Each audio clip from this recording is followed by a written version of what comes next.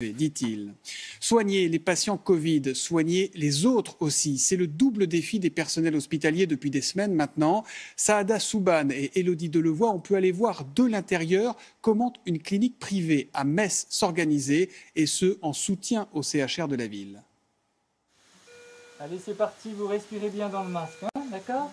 On s'occupe de vous, hein, d'accord? 4e intubation de la semaine pour le docteur Caps. L'état de cette malade du Covid-19 s'est subitement aggravé, placée en coma artificiel.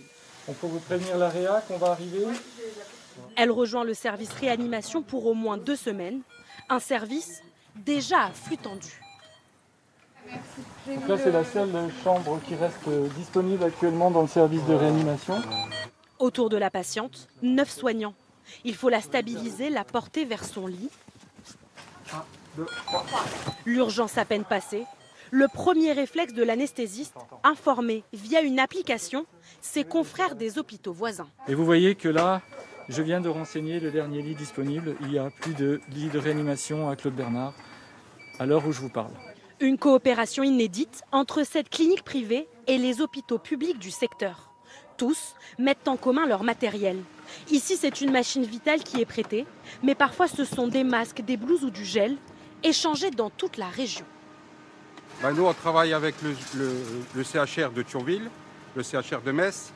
On travaille sur Nancy-Brabois, l'hôpital de Boulay, Briey, Hayange. Cette solidarité entre structures modifie le calendrier des blocs opératoires. Près de 1000 interventions ont été déprogrammées en mars. Objectif, désengorger les autres hôpitaux des urgences vitales hors Covid. La suite de ma journée, ça va aller d'aller examiner un patient qui vient d'arriver, qui nous est transféré des urgences d'un hôpital périphérique. C'est un patient qui vient d'une aire géographique qui habituellement n'est pas pris en charge dans notre établissement, mais dans le contexte actuel, un certain nombre d'urgences sont amenées à être prises en charge ici, alors qu'elles ne le feraient pas habituellement. Une prise en charge dans le privé plutôt que dans le public, sans aucun dépassement d'honoraires.